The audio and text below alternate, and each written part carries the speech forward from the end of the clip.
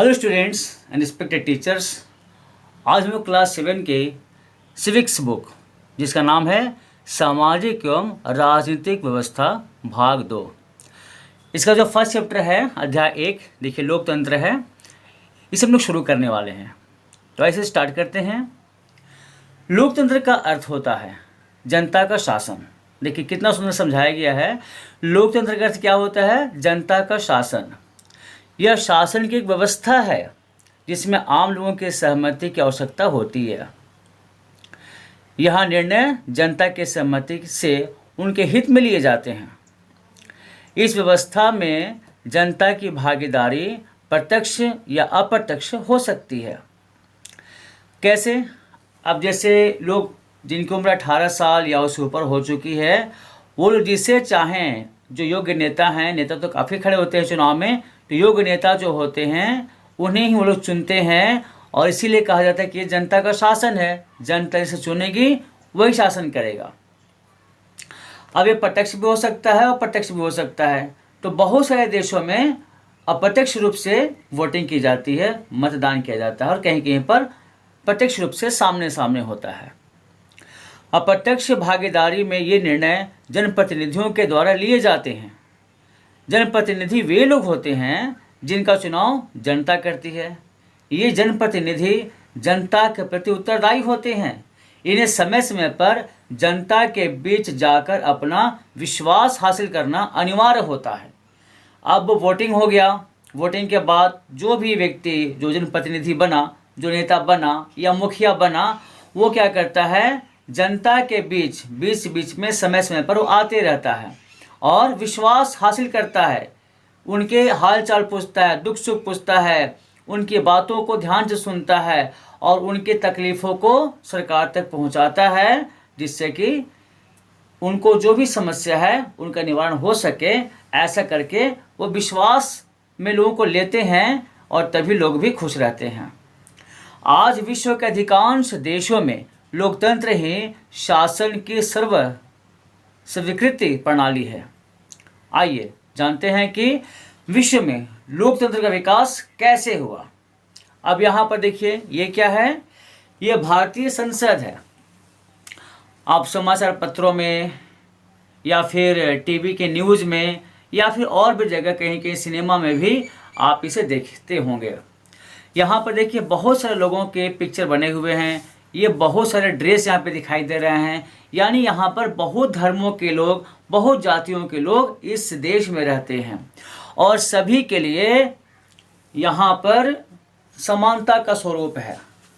तो आइए यहाँ पे देखते हैं लोकतंत्र का विकास एवं इसकी लोकप्रियता कैसे हुई। प्राचीन काल से यानी कि शुरू से ही, बहुत पहले से ही भारत एवं ग्रीस, जिसका नाम है यूनान, दोनों देश के नाम हैं, में लोकतंत्र के उदाहरण मिलते हैं।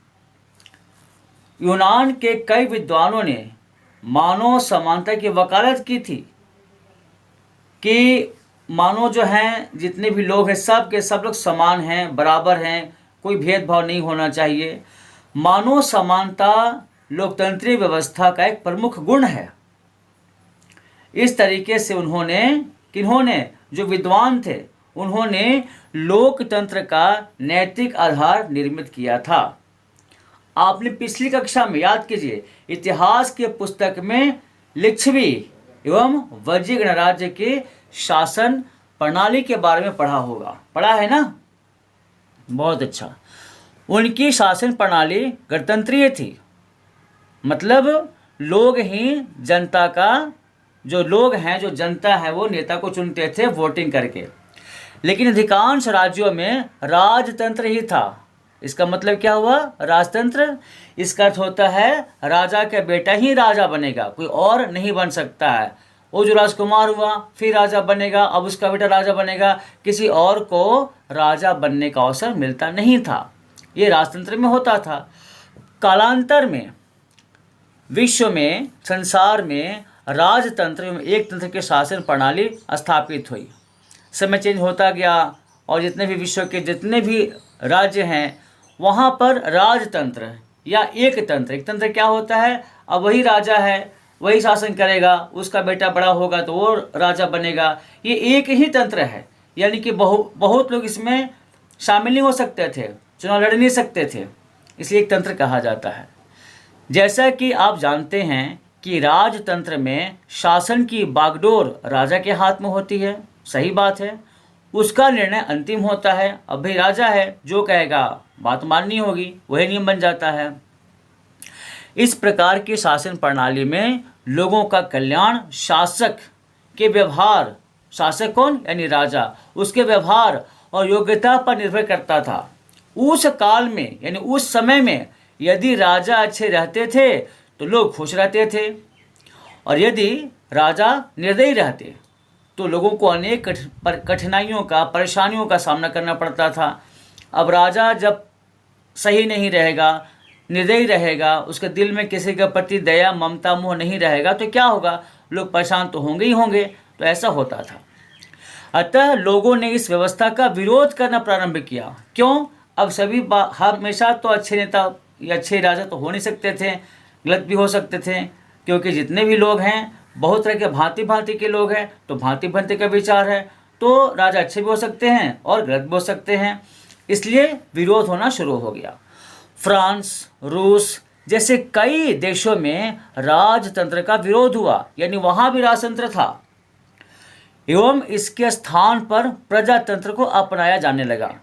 ये क्या होता है, अब प्रजा में से कोई भी, प्रजा क्या, हम और आप हो गए, जनता हो गई, ये जनता में से ही कोई भी लोग जो हैं, जो योग्य उम्मीदवार बन सकते हैं और चुनाव लड़ सकते हैं, और जो हम लोग हैं, जो प्रजा हैं, वो उनको सही चुनाव करके कि हाँ भाई ये आदमी हमारे समाज का, हमारे लिए हितकर हो सकता है, ये समाज को आगे लेकर चल सकता है, उसे ही चुनाव में जिताना चाहिए। तो इस तंत्र को अपनाया जाने लगा। लोकतंत्र गणतंत्री व्यवस्था का विकसित रूप है। यह शासन की अन्य प्रणालियों में सबसे लोकप्रिय एवं स्वीकृत प्रणाली रही है। सही बात है। अब राजा, आप मान लीजिए कि आपने किसी नेता का चुनाव किया, बाद में गलत निकल गया, बाद में दिखाई दिया कि भाई ये तो शुरू में अच्छा बोल रहा था, बाद में अब तो खराब हो गया, तो क्या होगा, 5 साल के बाद उसे हटा दीजिए।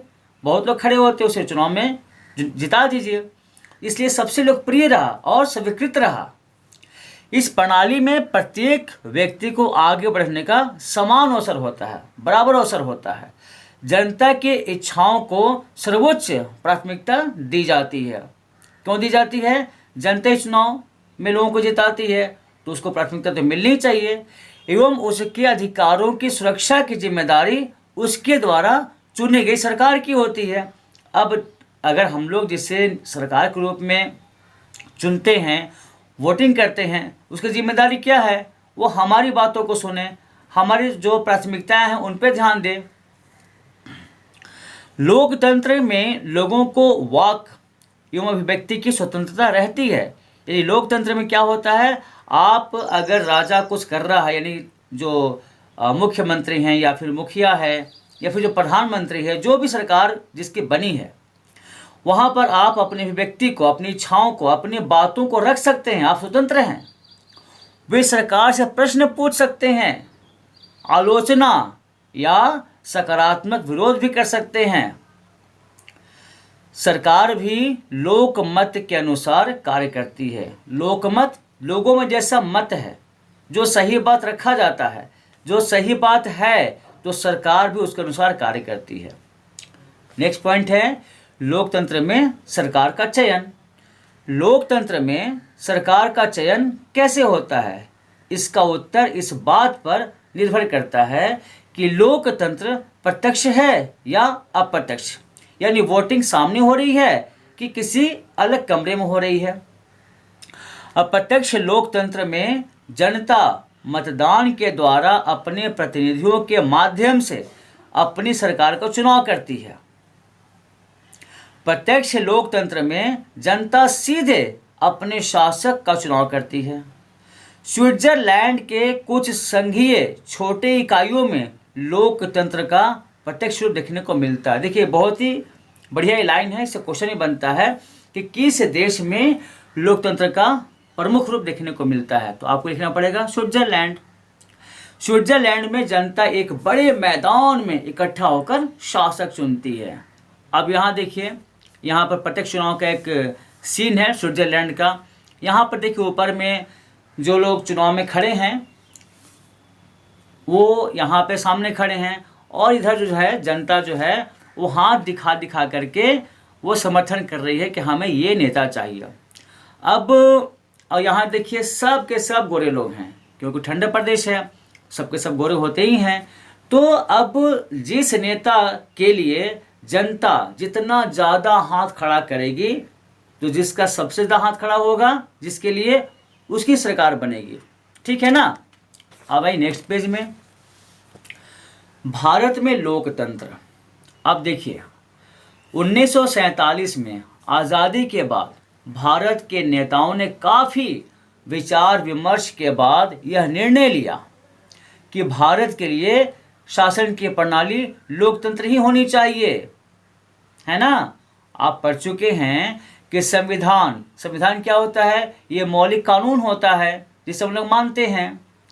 तो संविधान के लागू होते ही भारत एक गणतंत्र देश बना। भारत में अप्रत्यक्ष लोकतंत्र है। कैसे? आप वोटिंग करते हैं क्या? नहीं करते, क्योंकि अभी आपको उम्र 18 साल नहीं हुई है। तो 18 साल या उससे ऊपर के लोग वोटिंग करते हैं, जाते हैं अपने मत का दान करने के लिए। तो उन्हें कमरे भेजा जाता है अकेले, उनके जिसे इच्छा होगी उसको वहाँ पर मोहर लगा देंगे, वो जनता जीत जाएगी। तो यहाँ पे क्या प्रत्यक्ष लोकतंत्र है।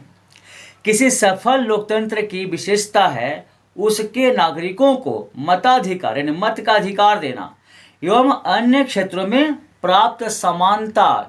जितने भी क्षेत्र हैं, जितनी व्यवस्थाएं बनी हैं, सब में सभी को समानता प्राप्त किया गया है, यानी सब लोग समान हैं, कोई ऊंच नीच भेदभाव वाली बात नहीं होती है। मताधिकार के समानता, देखिए ये क्या है? लोकतंत्र की सफलता इस बात पर निर्भर करती है कि सभी लोगों को मत देने का वैधानिक अधिकार है या नहीं। तो है, कानूनी अधिकार है सबके लिए। भारत जैसे लोकतांत्रिक देशों में वयस्क नागरिकों को, वयस्क नागरिक किसे कहते हैं? जिनको उम्र 18 साल या उससे ऊपर हो चुकी है। तो 17 साल से ऊपर के जितने भी लोग हैं सब वयस्क नागरिक हो जाते हैं। इसे सार्वभौमिक वयस्क मताधिकार कहा जाता है।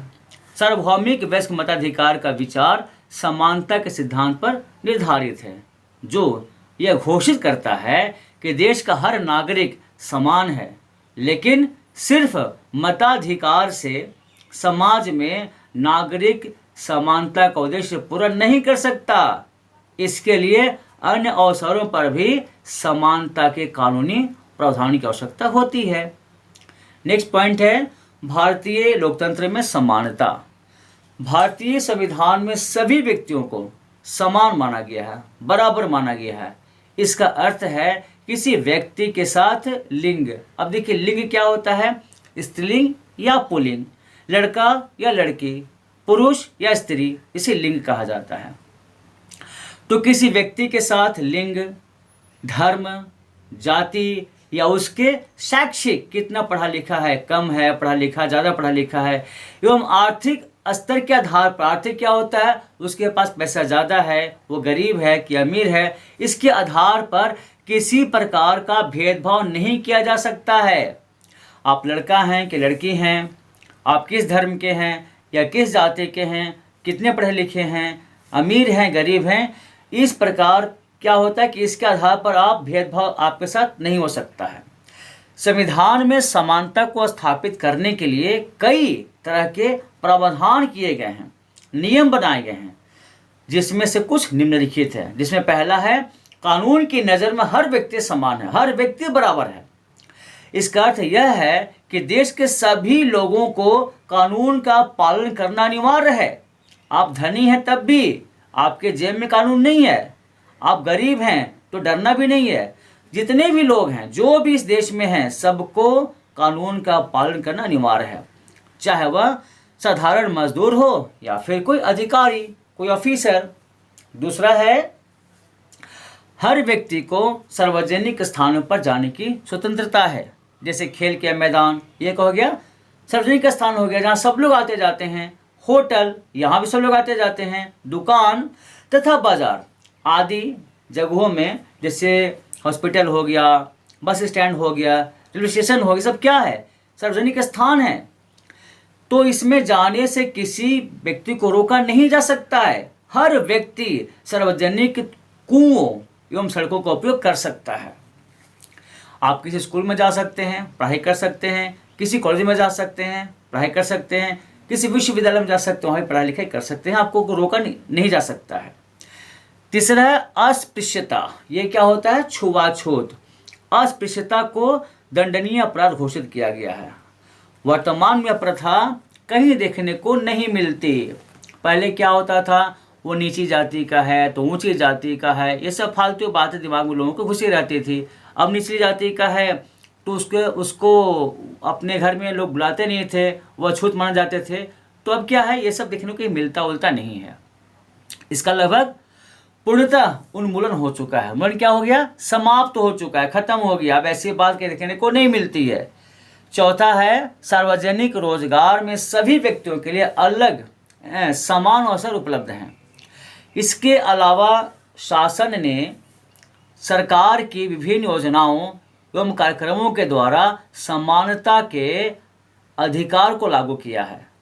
सरकार ने सैकड़ों वर्षों तक असमानता के व्यवहार से पीड़ित समुदायों के जीवन स्तर को सुधारने के लिए अनेक कार्यक्रम और योजनाएं लागू की गई हैं। क्योंकि पहले छुआछूत की भावना ज़्यादा थी, ऊंच नीच वाली बात ज़्यादा थी, तो जो निचली जाति के थे, जिन्हें निचली जाति का समझा जाता था, उनके साथ बड़ा ही दुर्व्यवहार होता था। तो उनके लिए कई कार्यक्रम स्टार्ट हुए हैं, योजनाएं शुरू की गई हैं। इन योजनाओं का उद्देश्य उन लोगों को अधिक अवसर प्रदान करना है जिन्हें अतीत में, यानी वर्तमान नहीं, पास्ट में, प्राचीन काल में समुचित अवसर नहीं मिले। उदाहरण के लिए महिला समाख्या कार्यक्रम। ये क्या होता है? इसमें महिलाओं को, अब तो पढ़ी लिखी पहले महिलाएं होती नहीं थी, तो उनको पढ़ाई लिखाया जाने लगा, उनको आर्थिक स्वतंत्रता मिलने लगी। इसको बोलते हैं महिला समाख्या कार्यक्रम। तथा मध्याह्न भोजन योजना। अब ये क्या होता है? ये मिड डे मील होता है। आप स्कूल में पढ़ते हैं, आप देखते हैं हर दिन टिफिन होता है, स्कूल में खाना बनता है। यही क्या होता है? मध्याह्न भोजन योजना है।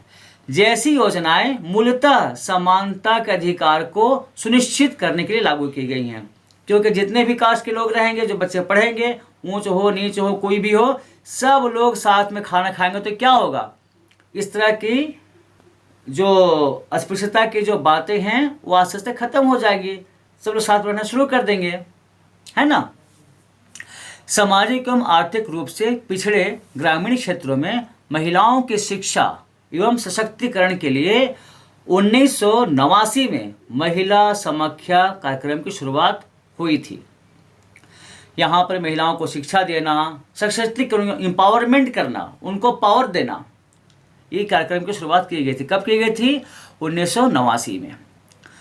15 अगस्त 1995 से प्राथमिक एवं उच्च प्राथमिक स्कूलों में बच्चों का नामांकन, बच्चों का एडमिशन, उनकी उपस्थिति एवं इनके पोषण स्तर में सुधार के लिए मध्याह्न भोजन योजना लागू है। क्योंकि अब जो गरीब बच्चे हैं, एडमिशन तो हो सकता है लेकिन वो रुकेंगे नहीं, खाने का टाइम हो तो भाग जाएंगे, इसलिए स्टार्ट किया गया मिड डे मील। और पोषण का स्तर का सुधार करना। अब खाना भी हर दिन एक जैसा नहीं होना है, बारी बारी से चेंज होना है और होता भी है, इसलिए इस योजना को लागू किया गया। यह योजना केंद्र सरकार एवं राज्य सरकार के सहयोग से संचालित है।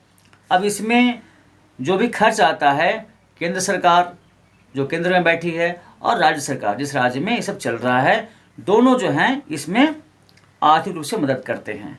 इस योजना में तब से आज तक कई परिवर्तन किए गए।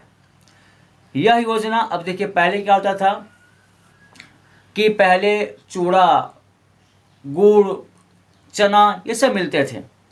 आस्ते आस्ते चेंज होता गया और अब आपके सामने है, हर दिन जो है नए रूप से खाना मिलता है। कभी किसी प्रकार की सब्जी है, कभी दाल है, कभी अंडा है, ये सब हमेशा मिलता है। इस योजना में तब से आज तक कई परिवर्तन किए गए हैं। यह योजना भारत में सर्वप्रथम तमिलनाडु राज्य में प्रारंभ की। देखिए बहुत ही इंपॉर्टेंट ये लाइन है। अगर पूछा जाए कि यह योजना भारत में सर्वप्रथम कहाँ लागू की गई, तो क्या कहेंगे? तमिलनाडु राज्य में लागू की गई थी, प्रारंभ की गई थी, शुरू की गई थी। और 2001 में उच्चतम न्यायालय यानी कि सुप्रीम कोर्ट के निर्देश पर इसे पूरे देश में लागू किया गया। तो सबसे पहले शुरुआत हुई थी तमिलनाडु में और 2001 से सभी देशों, पूरे देश में लागू हो गई। क्या लागू हो गई? मध्याह्न भोजन योजना। इस कार्यक्रम के अंतर्गत सभी सरकारी, प्राथमिक एवं उच्च प्राथमिक तथा सरकारी सहायता प्राप्त स्कूलों में पढ़ने वाले बच्चों को दोपहर का भोजन स्कूल द्वारा दिया जाता है। आपको भी मिलता है ना?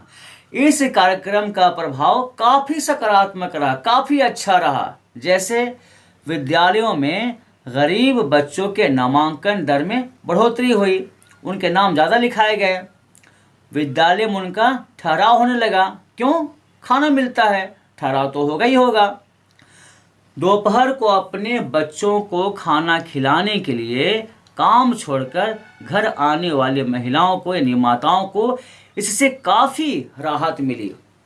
अब पहले जब मिड डे मील स्टार्ट नहीं हुआ था तो जो कामकाजी महिलाएं हैं, जो रिजा को लेकर काम करती हैं, वो घर में आकर के बच्चों के लिए खाना बनाती थी, तो उससे उनको भी दिक्कत होती थी। अब क्या है, जब स्टार्ट हो गया मध्याह्न भोजन योजना तो माताओं को भी काफ़ी राहत मिली। यह कार्यक्रम जातिगत पूर्वाग्रहों को कम करने में सहायक सिद्ध हुआ है। कैसे हुआ है? आप किसी भी कास्ट के, आप जनरल कास्ट में आते हो, आप एससी में हैं, एसटी में हैं, ओबीसी में हैं, सभी लोग तो मिलकर साथ में खाना खाते हैं। तो ये क्या हो गया? इस कार्यक्रम में जातिगत पूर्वाग्रहों को कम करने में सहायता मिली। यहाँ पे देखिए झारखंड के एक विद्यालय में मध्याह्न भोजन करते बच्चे दिखाई दे रहे हैं। आप ये से खाना खाते होंगे बैठ करके, है ना? अब देखिए आगे क्या लिखा हुआ है, मध्याह्न भोजन योजना किस प्रकार जातिगत पूर्वाग्रह को कम करने में सहायक सिद्ध हुई है। तो आपको मैं पहले बता दिया कि जो कार्यक्रम स्टार्ट किया गया था इसमें क्या हुआ, सभी कास्ट के लोग, सभी जाति के जो बच्चे हैं, बच्चियां हैं, जो विद्यार्थी हैं, वो सब साथ में खाना खाते हैं। तो उससे क्या होता है, ये जो व्यवस्था है बनाई गई है, इससे जो अस्पृश्यता है, छोटे छोटे की जो भावना है, ऊंच नीच भेदभाव की जो भावना है, ये सब खत्म हो जाती है। अब आते हैं भारत में असमानताएं। भारत में सामाजिक जीवन के कुछ क्षेत्रों में असमानता अभी भी मौजूद है। भारत में कई ऐसे लोग हैं जिनके दैनिक जीवन एवं कार्य करने की स्थितियों में समानता नहीं मिलती, बराबरी नहीं मिलती। आपको कई ऐसी स्त्री, पुरुष और बच्चे मिल जाएंगे जो सड़कों के किनारे प्लास्टिक के टुकड़े या कुछ प्रकार की वस्तुओं को चुनते हैं। आप इस पिक्चर में देखिए, यहाँ दिखाया गया है कैसे लोग प्लास्टिक को चुनते हैं। ट्रेनों में अवैध रूप से बोगी के अंदर झाड़ू लगाते बच्चों को देखा जा सकता है। जैसे आपके यहाँ पिक्चर में दिखाई दे रहा, आप भी जब ट्रेन में सफ़र किए होंगे तो दिखाई देता होगा, बच्चे जो हैं आके लगाते हैं झाड़ू। प्रायः इन लोगों के साथ उचित व्यवहार भी ठीक से नहीं किया जाता। क्यों? लोग समझते लोग गरीब हैं, इन्हें कुछ भी डांट दो, फटकार दो, भगा दो तो कुछ बोलेंगे नहीं। निर्धन होने के अतिरिक्त, निर्धन क्या, जो गरीब हैं, इसके अतिरिक्त भारत में लोगों को अन्य अनेक कारणों से भी असमानता का सामना करना पड़ता है। ऐसी एक असमानता का आधार है जाति व्यवस्था। अब जाति क्या है, वो ओबीसी है, एसटी है, एससी है। तो जो जनरल कास्ट के लोग होते हैं उनको बराबरी का नहीं मानते हैं। ये जो गलत बात है। आप सोच सकते हैं कि जातिगत पहचान गांव में ही होती है। शहर के लोग जातिगत व्यवस्था पर विश्वास नहीं करते, है ना? गांव में ज़्यादा देखने को मिलता है, शहरों में देखने को नहीं मिलता है। लेकिन आपकी सोच गलत हो सकती है। कैसे? देखिए, समाचार पत्र में वैवाहिक विज्ञापन यानी शादी ब्याह के जो विज्ञापन जो प्रचार होते हैं उसके कॉलम को देखिए तो आप पाएंगे कि उच्च शिक्षा प्राप्त शहरी भारतीय के दिमाग में भी जाति कितनी महत्वपूर्ण है। अब इसी पेज में देखिए क्या लिखा हुआ है भीमराव अम्बेडकर के द्वारा। उन्होंने क्या लिखा है, अपने आत्मसम्मान को दांव पर लगाकर जीवित रहना अशोभनीय है। आत्मसम्मान जीवन का सबसे जरूरी हिस्सा है। इसके बिना व्यक्ति नगण्य है, शून्य है, कुछ भी नहीं है, जीरो है। आत्मसम्मान के साथ जीवन बिताने के लिए व्यक्ति को कठिनाइयों पर विजय प्राप्त करनी होती है। आप परिश्रम करेंगे तभी सफल होंगे, तभी आपको आत्मसम्मान मिलेगा समाज में। केवल कठिन और निरंतर संघर्ष से ही व्यक्ति बल, विश्वास और मान्यता प्राप्त कर सकता है। अब मैं आपको बताया था यहाँ पर कि शहरी व्यक्ति भी हैं, उनके भी दिमाग में जाति कितनी महत्वपूर्ण है। तो यहाँ नेक्स्ट पेज में देखिए क्या लिखा हुआ है। तैलीय यानी जो तेली जाति के जो लोग होते हैं, क्या लिखा है, 28 साल उम्र है और हाइट कितनी है, 5 फीट 7 इंच। पीएचडी किया हुआ लड़का है, एमएड भी किया हुआ है, नेट की भी तैयारी कर चुका है और उसमें सफलता प्राप्त कर चुका है, जेट भी कर चुका है, सरकारी शिक्षक वो है। उसके हेतु स्वजातीय कन्या चाहिए, अलग कास्ट के नहीं। तेली का है तो तेली लड़की भी तेली ही चाहिए। फिर क्या लिखा हुआ है, अब इसकी लड़की की उम्र है 23 साल, हाइट हो गई 5 फीट 3 इंच, स्लिम है, पतली है, गोरी है, स्नातकोत्तर यानी कि ए में मास्टर डिग्री की हुई है, कंप्यूटर साइंस की पढ़ाई कर ली है। यह ब्राह्मण कन्या है। तो इस ब्राह्मण कन्या हेतु स्वजातीय वर चाहिए, राजपूत नहीं चाहिए, कायस्थ नहीं चाहिए और कास्ट नहीं चाहिए। क्या चाहिए, ब्राह्मण कन्या के लिए ब्राह्मण दूल्हा ही चाहिए। अब ये क्या है, कुर्मी। इसकी उम्र 27 साल है और 5 फीट 6 इंच इसकी हाइट है। ये मैकेनिकल इंजीनियर है। इसके हेतु शिक्षित स्वजातीय वधू चाहिए, यानी कुर्मी ही चलेगी और कोई लड़की नहीं चलेगी। ये सब क्या है, भारतीय जो शहरी भारतीय जो लोग हैं या ग्रामीण लोग भी हैं, सबके दिमाग में जाति व्यवस्था घुसी है, इसे निकल नहीं पा रहे हैं। नेक्स्ट पॉइंट है मानवीय गरिमा का मूल्य। प्रायः कुछ लोगों के साथ असमानता का व्यवहार बस इस कारण होता है कि उनका जन्म किसी जाति, लिंग या धर्म में हुआ है, अथवा वे अमीर हैं या गरीब। जब लोगों के साथ किसी कारण से असमानता का व्यवहार किया जाता है तो उसकी गरिमा को ठेस पहुंचती है, उसके आत्मसम्मान को ठेस पहुंचती है, उनके आत्मविश्वास में कमी आ सकती है। अब यहाँ पर देखिए 2 बच्चे हैं, बूट पॉलिश कर रहे हैं, जूता में पॉलिश लगा रहे हैं और 2 लोग जो हैं वो पॉलिश करवा रहे हैं अपने जूतों की। अब यहाँ पर देखिए क्या है, ये देखिए नीचे क्या लिखा हुआ है। 1975 में बनी दीवार फिल्म में जूता पॉलिश करने वाला लड़का फेंक दिए गए पैसे को उठाने से इनकार करता है और क्या बोलता है, मैं फेंके हुए पैसे नहीं लेता हूँ, मुझे हाथ में पैसे दीजिए। वह मानता है कि उसके काम की भी गरिमा है, वो भी काफ़ी महत्वपूर्ण काम है और उससे उसका भुगतान आदर के साथ किया जाना चाहिए। अब यहाँ पर क्या है, यहाँ पर जो कैरेक्टर्स हैं वो उसे उठा के पैसे देते हैं और पैसे वो रख लेता है। बाद में अमिताभ बच्चन इस सीन में देखिए दिखाया गया है, वो क्या बोलते हैं, जब बड़े हो जाते हैं तो बोलते हैं, डोगरा साहब मैं आज भी फेंके हुए पैसे नहीं लेता, है ना। तो यहाँ पर क्या है, सभी जितने भी काम हैं, छोटे बड़े सभी काम महान है, सभी की गरिमा है। अब आते हैं नेक्स्ट पेज में, ये क्या है, बाल संसद। बाल संसद का गठन विद्यालय में विद्यार्थियों में लोकतंत्र की समझ को विकसित करने की एक प्रायोगिक योजना है। लोकतंत्र क्या, इसको बच्चे समझे, इसके लिए इसे स्टार्ट किया गया है। इससे विद्यार्थियों में नेतृत्व करने यानी कमांड करने, सुपरविजन करने, समस्या के समाधान ढूंढने, निर्णय लेने एवं सामूहिक एकता की भावना का विकास होता है। इसलिए बाल संसद को शुरू किया गया है। झारखंड के प्रत्येक सरकारी विद्यालय में बाल संसद का गठन किया जाता है। बाल संसद में प्रधानमंत्री समेत कई मंत्री होते हैं। प्रत्येक का निश्चित कार्य निर्धारित होता है। बाल संसद के सदस्य विद्यालय के विकास के लिए किए जा रहे कार्यों की समीक्षा करते हैं। इनकी अपनी एक कार्य योजना होती है। बाल संसद में सांसदों की अधिकतम संख्या 80 होती है, इससे ज़्यादा नहीं हो सकती है, जो विद्यालय में नामांकित विद्यालय की संख्या पर निर्भर करती है। अब देखिए बाल संसद योजना, इसका उद्देश्य क्या है? इसके 12 उद्देश्य हैं। पहला क्या है? विद्यालय विकास हेतु नई नई योजनाएं बनाना, जिससे कि विद्यालय का विकास हो सके। दूसरा है विद्यालय के शिक्षण कार्य को बेहतर संचालन में सहयोग करना, कि कैसे शिक्षा और बेहतर हो सकती है।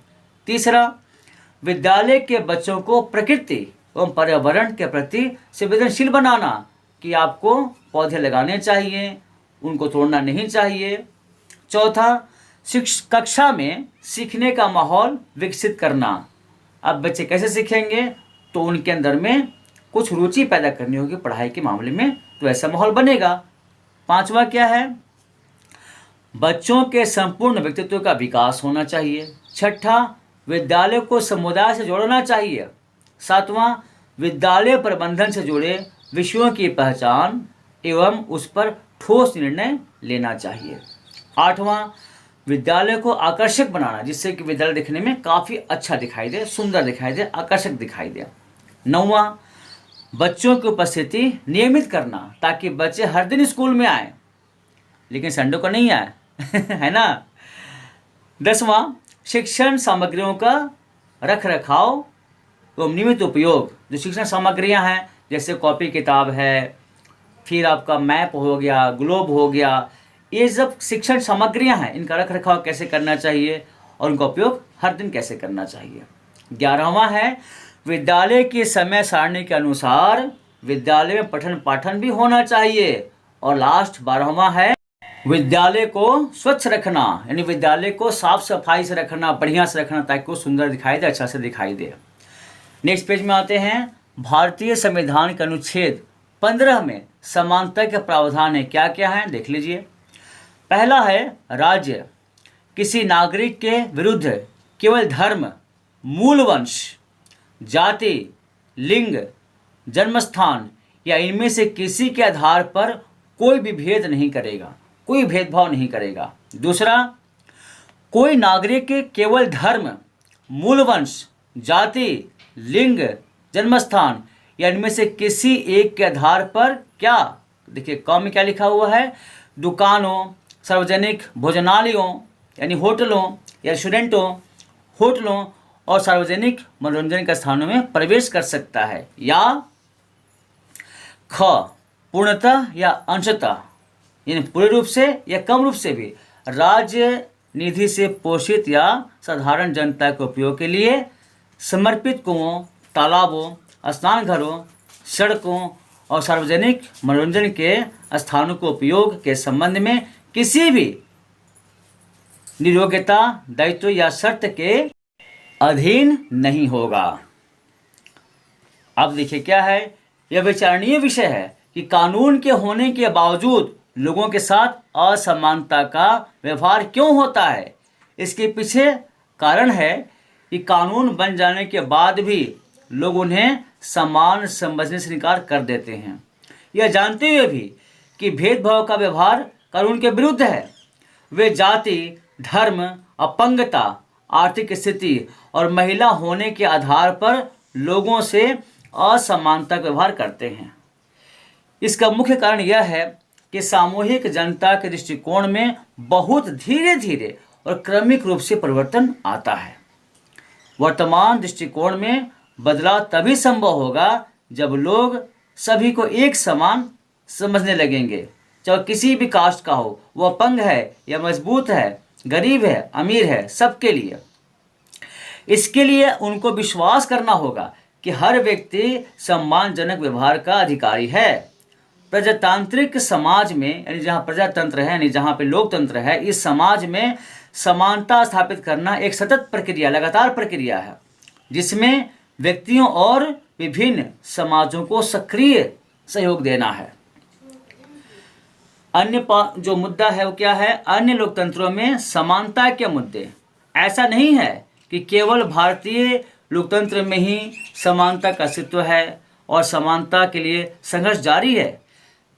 संसार के अधिकांश लोकतांत्रिक देशों में समानता के मुद्दे पर विशेष रूप से संघर्ष हो रहे हैं। ऐसे एक उदाहरण संयुक्त राज्य अमेरिका में मिलता है। देखिए, अमेरिका में अफ्रीकी मूल के लोग रहते हैं, क्यों रहते हैं? पहले अमेरिका के लोग अफ्रीका जाके लोगों को लाए थे, उनको गुलाम बनाए थे, तो इनके पूर्वज हैं वो गुलाम थे और अफ्रीका से लाए गए थे। इन्हें अफ्रीकी अमेरिकन कहा जाता है। 1950 में उस दशक में, दशक क्या होता है? 10 वर्ष को दशक बोलते हैं। तो 1950 के दशक में अफ्रीकी अमेरिकनों ने समान अधिकार प्राप्त करने के लिए आंदोलन किया था, क्योंकि उसके पहले उन्हें समान अधिकार नहीं प्राप्त थे। इससे पहले यहाँ के गोरे, अमेरिका में लोग गोरे होते हैं, इन अफ्रीकी अमेरिकनों के साथ बहुत असमानता का व्यवहार करते थे। अफ्रीकी देखने में काले होते हैं, कानून की नज़रों में भी वे समान नहीं थे। अब देखिए, कानून भी उन्हें अलग मानता था।